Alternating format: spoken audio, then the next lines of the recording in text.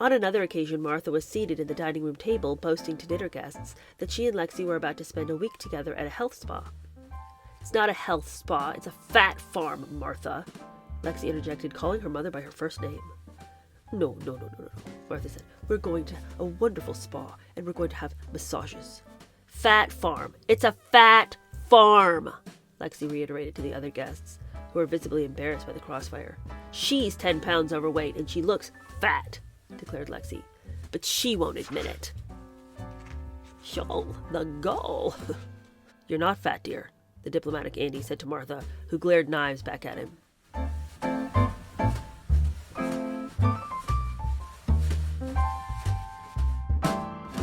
Hello, how are you? Welcome to my channel. My name is Chair Denise, and today we're going to keep going in the Martha Stewart book. Now, the last time we read, Martha Stewart was being charged with all kinds of scandal. One, that she had plagiarized a bunch of recipes, and, according to the New York Times, who had tested these recipes, they didn't work.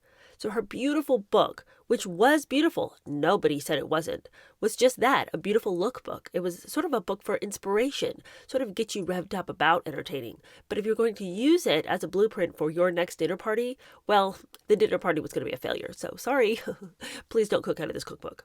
Today's chapter is entitled Family Secrets. As a consequence of the hectic and stressful pace that accompanied her growing celebrity, Martha began suffering from more frequent and debilitating migraine headaches and long, painful menstrual periods that often caused her to take to her bed. Feeling debilitated, Martha passed on her misery to friends and co-workers who frequently were the brunt of her wrath. Later, one described her as the PMS poster girl from hell. For a woman who survived on 3 or 4 hours of sleep a night and wasn't one to linger under the covers because she had too much to accomplish each day, Martha was infuriated by her monthly problems, and she wanted them eliminated.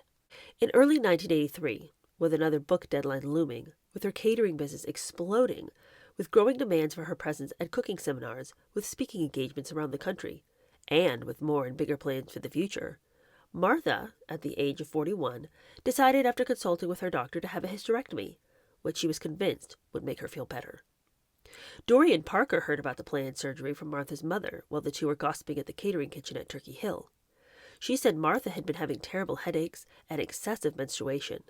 I'll never forget it because Martha Costira said, "A hysterectomy is a marvelous thing. Oh, you can't imagine how different Martha will be afterwards. When I had mine, I can't tell you how full of energy I was afterward." I said, "Full of energy?" I quit. Martha already has more energy than Superman.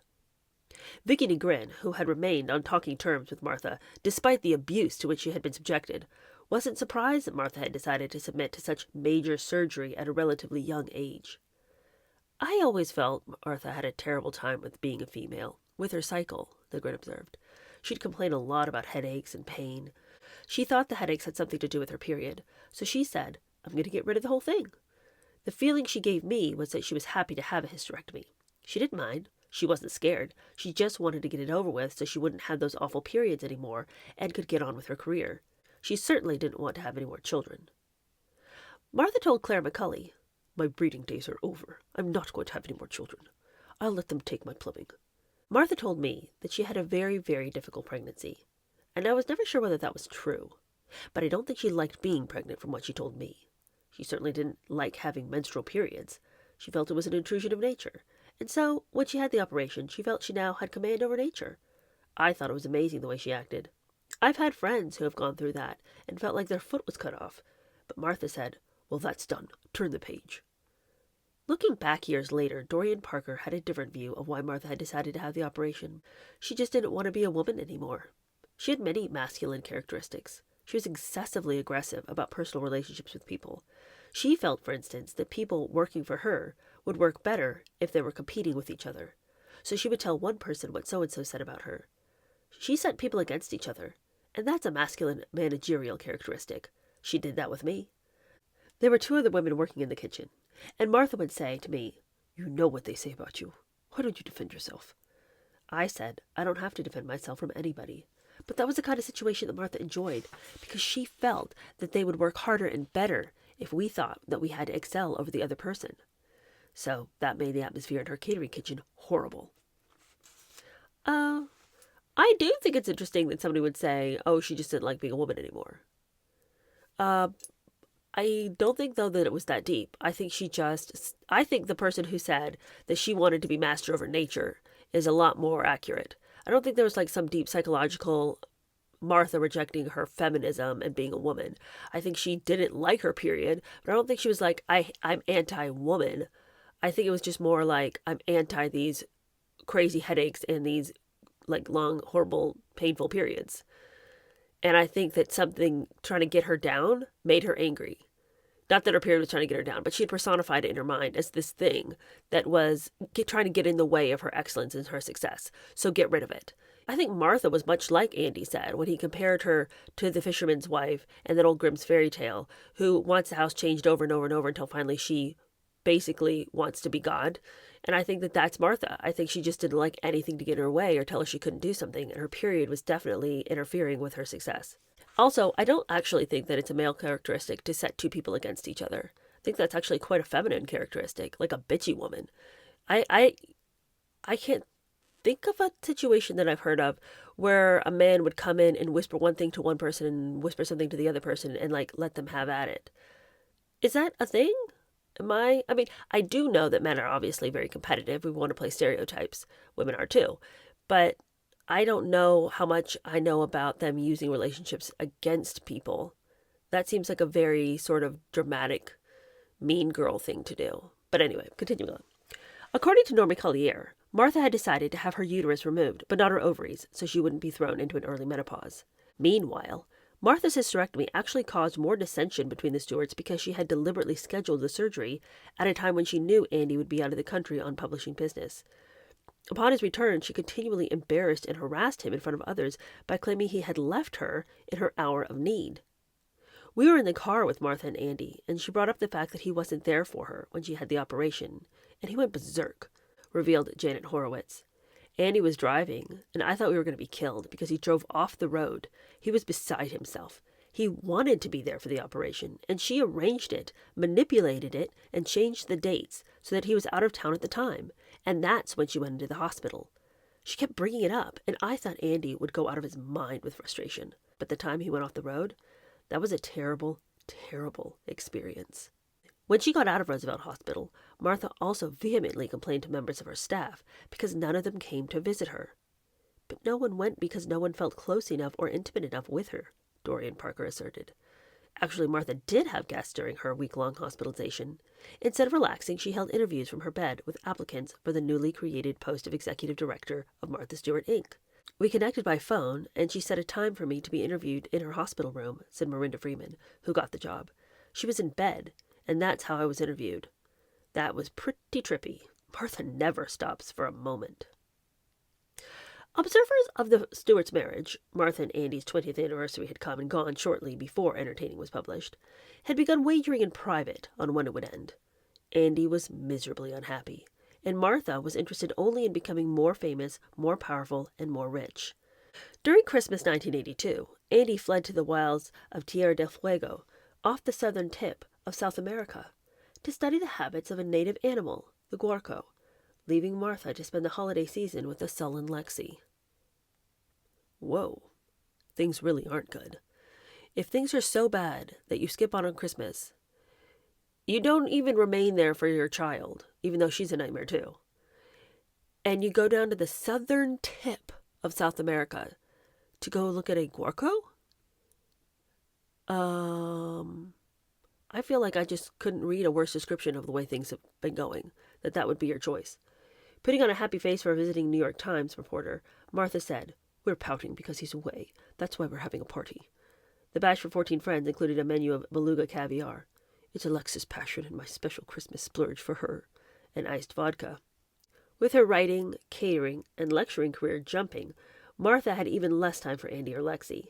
Andy usually had to go begging for something to eat because Martha was too busy overseeing elegant catered meals for others. He often found himself boiling an egg for dinner at 10 o'clock before going to bed, alone.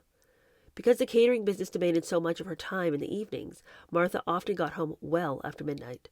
But instead of joining Andy, she stayed up doing paperwork, washing dishes, preparing her schedule for the next day, reading. Though she was tired, she was too wired and too stressed and too much of an insomniac to sleep, which resulted in embarrassing moments during the day. She sometimes dozed off in the middle of a conversation or at a social engagement. Her lack of sleep also made her cranky and argumentative, which made life difficult for her employees, friends, and family members. Like her father, Lexi was not a happy camper. Despite the fact that Martha plied her 17-year-old with caviar, or maybe because of such coddling, the teenager acted petulant, insolent, and moody, at least in the company of her parents.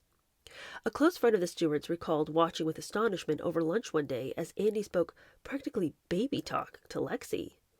"Does little Lexi want a big glass of milk?" While Martha treated her daughter like an equal, trading sarcastic remarks which Martha would try to laugh off. On another occasion, Martha was seated at the dining room table, boasting to dinner guests that she and Lexi were about to spend a week together at a health spa. "It's not a health spa, it's a fat farm, Martha," Lexi interjected, calling her mother by her first name. No, Martha said. "We're going to a wonderful spa, and we're going to have massages." "Fat farm. It's a fat farm," Lexi reiterated to the other guests, who were visibly embarrassed by the crossfire. "She's 10 pounds overweight, and she looks fat," declared Lexi, "but she won't admit it." "Y'all, the gall." "You're not fat, dear," the diplomatic Andy said to Martha, who glared knives back at him. Martha's employees also observed the interaction between mother and daughter, and gossiped among themselves about what a brat Lexi was, and what a failure Martha was as her mother. From my vantage point, Martha was trying to be the dutiful textbook mother, attempting it, but not getting the results, observed Rafael Rosario, who worked in the catering end. I could see competitiveness and anger in Martha's relationship with Lexi. I could see it in both of them. Martha always was subtly implying that Lexi was so wonderful and had such a wonderful life, and Lexi hated to be put on a pedestal by Martha. I saw Lexi's eyes glaring at Martha. I kept thinking of Anne Blythe as Vida, Joan Crawford's ungrateful and resentful daughter in Mildred Pierce, which ironically also is about a housewife who becomes a driven success in the food business, the restaurant game in Mildred's case. Lexi looked at Martha as a controlling mother, continued Rosario, who plays the dutiful mother and icon around people, but isn't like that in real life. And if anyone knew what life was like at home, they'd think differently, and that's exactly the way it was. As successful as Martha and Andy were, observed Claire McCulley, they were totally inept as parents. Lexi was always sort of like an apostrophe in their lives. They didn't focus on her problems at the right time in her life, and when they did give her attention, it was not the kind of attention that she probably needed or wanted.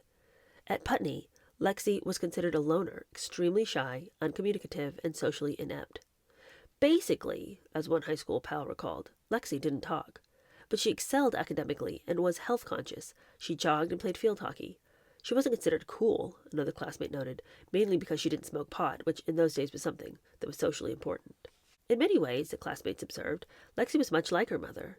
She always worked incredibly hard, and her room was beautifully done, one of them remarked. Lexi didn't have extravagant things, but it was obvious she had a very sophisticated sense of style. Her room was pretty hip for a 17-year-old kid in those days. She cooked, and she did a lot of beautiful weaving. I felt she was multi-talented. In the spring of her junior year, Lexi came out of her shell a bit and started dating a classmate, Nick Dine, son of the prominent pop and expressionist artist Jim Dine. They'd become friends while living in the progressive school's only co-ed dorm, which housed 4 boys and 4 girls, all 9th and 10th graders. During vacations and holidays, Dine usually visited Turkey Hill and stayed with Lexi in a little apartment above the garage, where she had moved after abandoning her bedroom in the hectic and still under renovation main house. It was during those visits that Lexi and Dine fell in love and started sleeping together. Martha and Andy were very good about it, Dine said later. They were very hands-off parents. They let Lexi do whatever she wanted. The Stewarts were very hip. It was really fun there. They treated me like an adult. Well, unfortunately, they've been treating Lexi like she was an adult for quite a while, and that's why she's so unhinged. I think it's interesting that Martha was constantly saying things to make it sound as though she was putting Lexi on a pedestal. But that was just her way of trying to manipulate Lexi into being the person that ought to be on the pedestal. Like by acting like she loved Lexi and that everything that Lexi did was right and good. Lexi knew that she was constantly being bratty to Martha. Lexi knew that she was constantly pushing her mother away. So for her mother to sort of never address those things and always act like everything was wonderful, that Lexi could identify that as manipulation. You know I was bratty to you earlier, yet you're telling your friends that everything's great. And by doing that, you're hoping that I will rise to the occasion and suddenly be the person that you're describing to your friend. But that would make me, if I were Lexi, even more rebellious, because I'd be like, don't subtly try to get me to be who you want me to be. Just love me for who I am. And I know that Lexi by this point would have been insufferable to have been around. I mean, no one is saying Lexi was easy. But I also think that Lexi's not easy because she's been ignored for so long. So now, I mean, they've truly created a monster. But kids are smart. They can tell when you're trying to manipulate them. And of course, by now, she's 17, so she's not like a little kid anymore. But even a 9-year-old can pick up when you're trying to get them to behave in a certain way by what you say rather than just being forthcoming with them. And there's nothing that a child hates more than having an adult not be forthcoming. All right, well, Dine might have thought it was real hip over there at the Stewarts, but the arrangement shocked members of the Stewarts' inner circle. I was there when they were both shacked up in the garage and would kind of come down, I guess, between couplings to eat a little food, George McCulley said.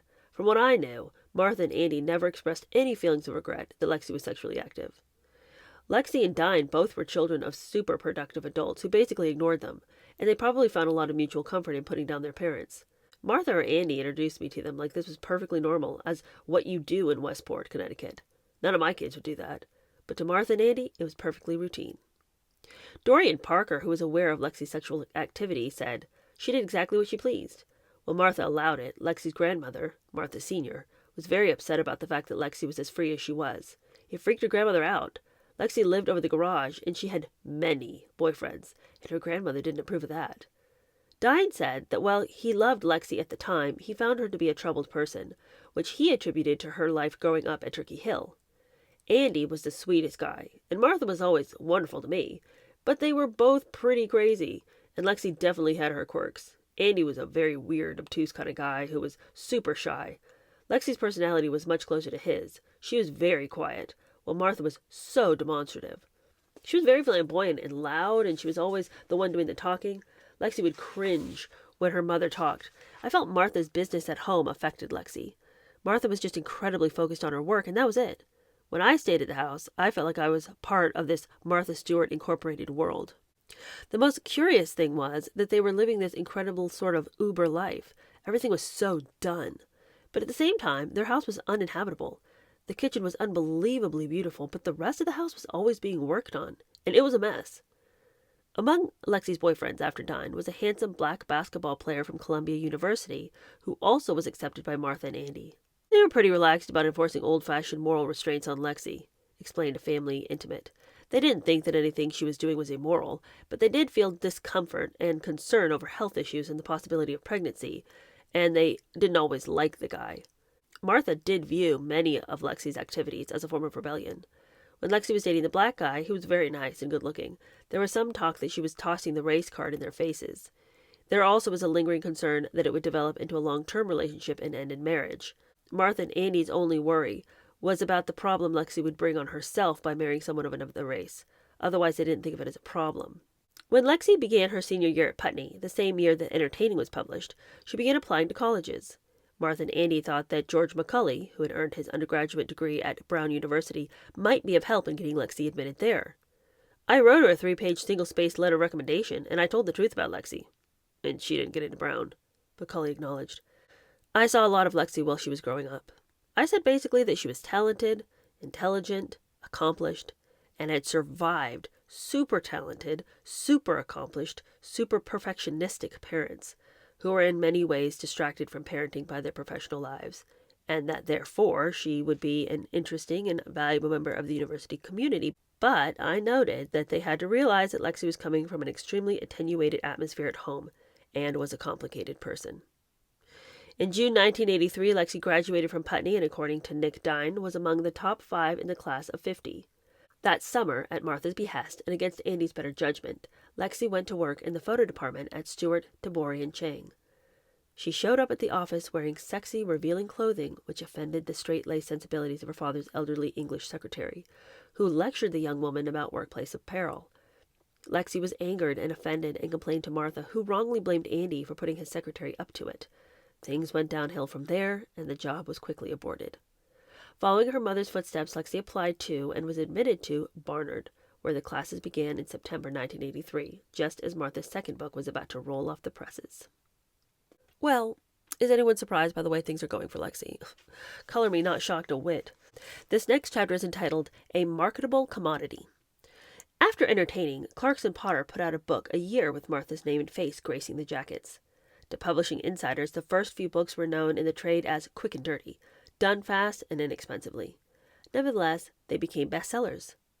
Martha's second book, aptly titled Martha Stewart's Quick Cook, 200 Easy and Elegant Recipes from the Author of Entertaining, was especially easy to get into the bookstores. If Martha's fans thought that she was holed up in her studio pounding away on her IBM, as she claimed, they were dead wrong. We made a book with House Beautiful for Martha's Quick Cook columns, and that book, which we felt very comfortable with because it was inexpensive to produce, sold well, publisher Carol Southern disclosed. So the sales of Entertaining continued, and Martha's success just built, and we just kept going. Using the word entertaining in Quick Cook's subtitle was part of the promotional strategy to sell more copies of Entertaining. Putting Martha's face on the cover again and adding her name to the title were done to increase her recognition factor. Clarkson Potter's goal was to make her as recognizable as Betty Crocker. "We knew we had something very special in Martha Stewart," Ellen Merkin said. "She was beginning to get a reputation." Quick Cook was written in the chatty style that Elizabeth Hawes had established in Entertaining, and that was the model for all of Martha's subsequent books and her magazine. For instance, a brief description of Martha and Andy's experience with their weekend home in Middlefield was used as a jumping-off point in Quick Cook for a recipe called Salad a la Middlefield. To make Martha appear more down-to-earth, Quick Cook promotional copy declared, "Martha is like thousands of busy American women. She has a career and a family, and there never seems to be enough time to cook at the end of the day. Martha Stewart proves that dinner in a hurry doesn't mean having a frozen casserole heated up in the microwave."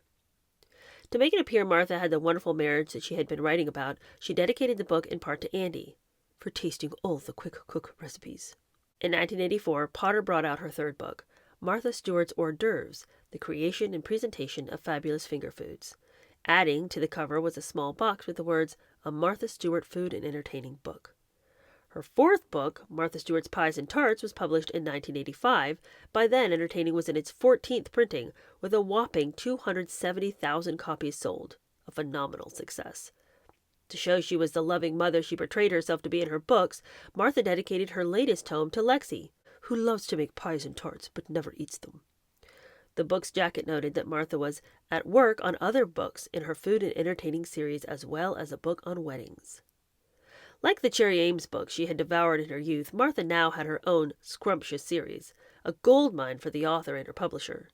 The people at Crown and Clarkson Potter became Martha's grateful slaves, observed Dorian Parker, who also wrote a cookbook published by Potter. "I was there one day talking to my editor, and another editor rushed into the room and said, 'Martha's coming! Martha's coming!' It was as though she said God was descending."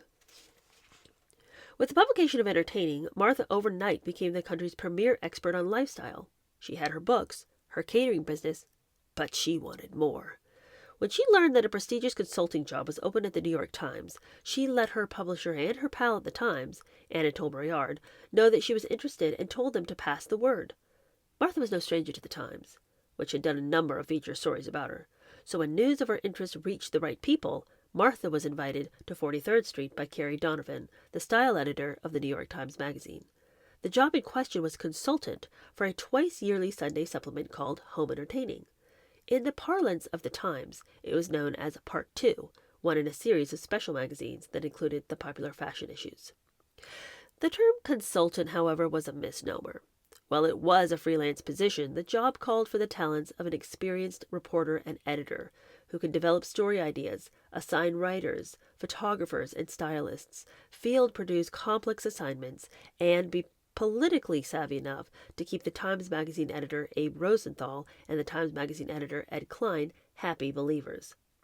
It was a big job for which we paid peanuts, but Martha wanted it badly, recalled Donovan, who also served as a senior editor in charge of the supplements.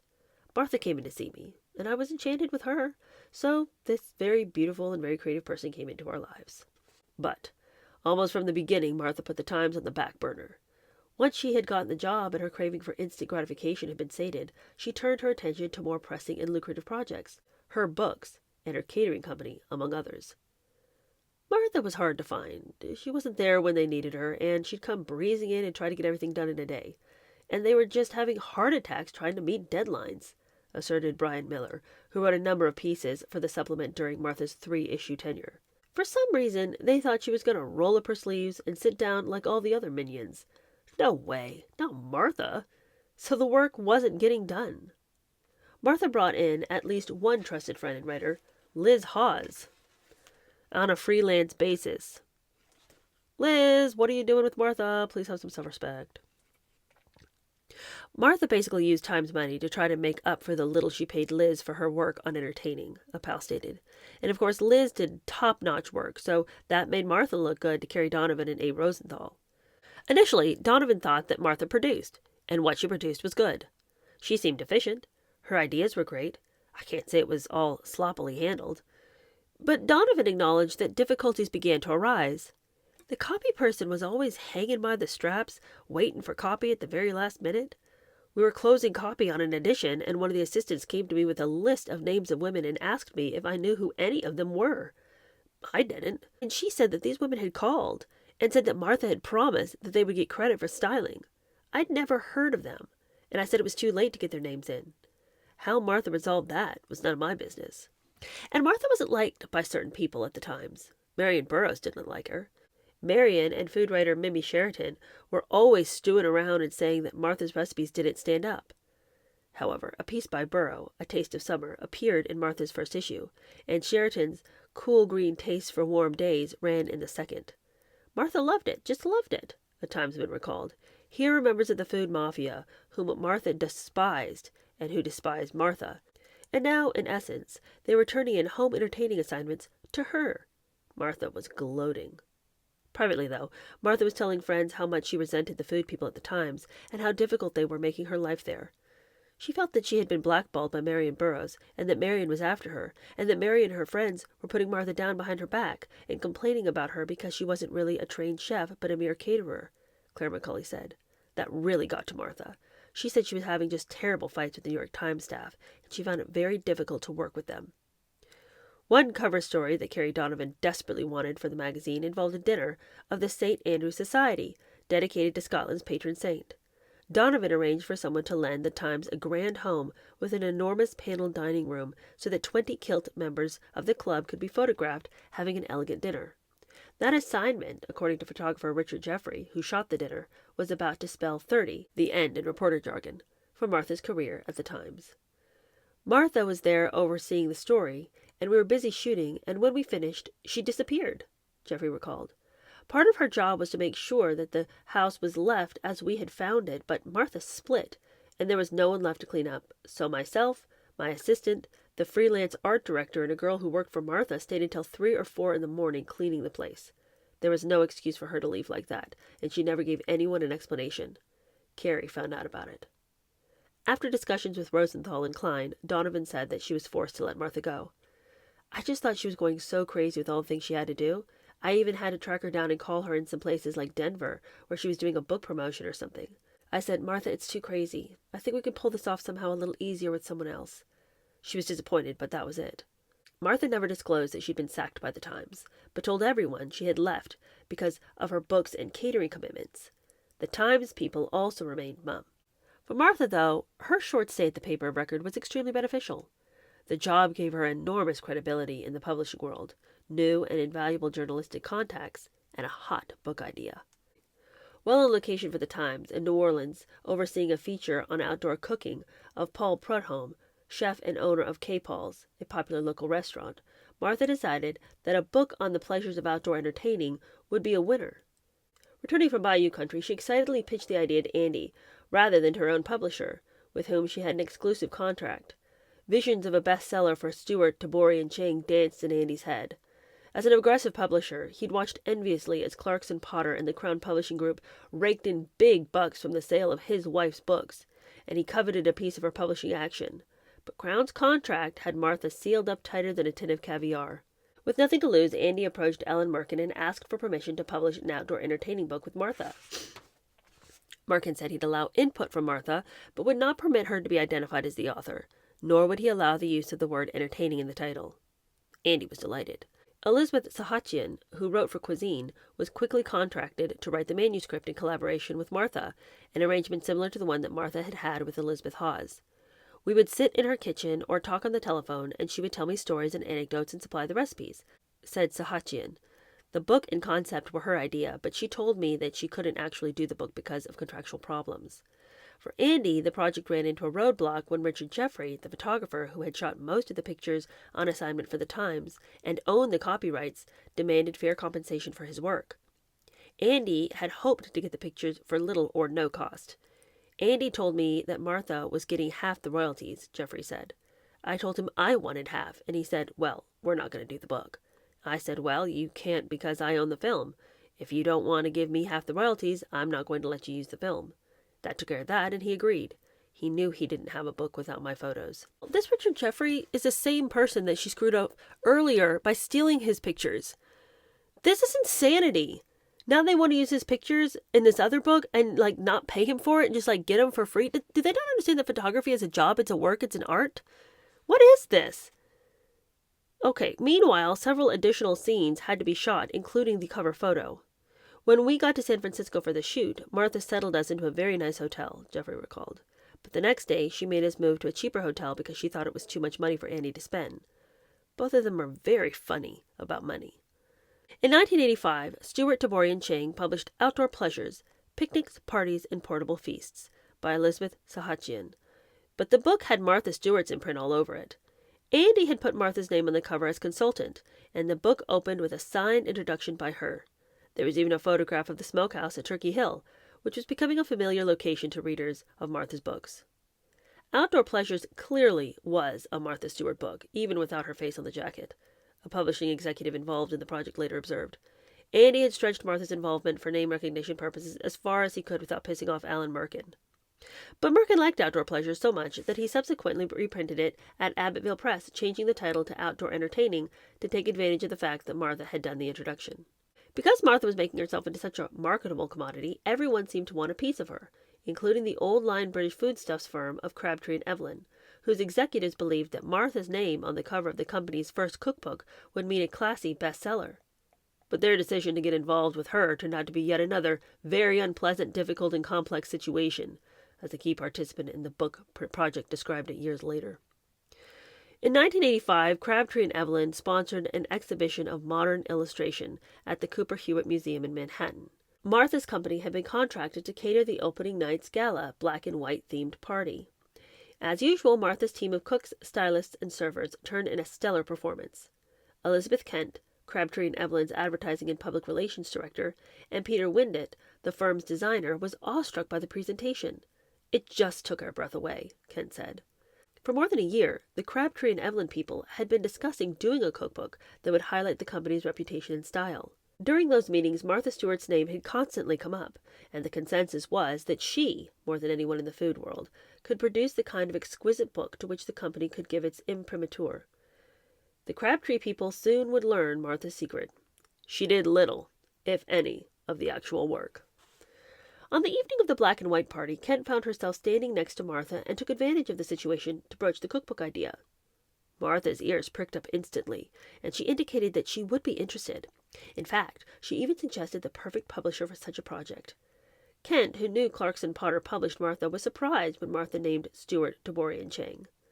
A meeting followed shortly thereafter in Andy's office. Martha agreed to all the stipulations, and not long after, a deal was cut for the Crabtree and Evelyn cookbook. The contract called for Martha to write it and Stewart, and Chang to publish it. We were very smitten by Martha, Kent stated. Her books were gorgeous, and we just thought she was the perfect person to do it. And we were just all so enthusiastic about the project. After the Crabtree and Evelyn people went on their merry way, having agreed to pay Martha a sizable royalty in exchange for her writing and creative expertise, she picked up the phone and called Brooke Dojny, a talented food writer who had worked for Martha Stewart, Inc. some 5 years earlier. Without Crabtree and Evelyn's knowledge, Martha was about to farm out the writing job to Dojny and a colleague, Melanie Barnard, neither of whom had ever written a book before, and pay them a modest writing fee for work Martha was under contract to perform. As Dojny explained later, Martha's contract with Crown precluded her from authoring the book, so she hired Melanie and me to do the recipes, and then she just kind of turned the whole thing over to us, and we just checked in periodically with her. Her involvement in the book was really quite minimal. While Dojny and Barnard were hard at work, Newsweek did a feature on the amazing Martha Stewart success story. In it, she boasted that she was in the process of writing the Crabtree and Evelyn cookbook. The story noted critically that Martha was associated with Sterling Vineyards and August Stoves and went on to quote an unnamed food writer as saying, If you have any editorial credibility, you don't go near a product. If you ask a good chef during a demonstration what knife sharpener he uses, he'll say, "See me afterward, I don't endorse." Headlined, "The Art of Showing Off. What Makes Martha Stewart Cook?"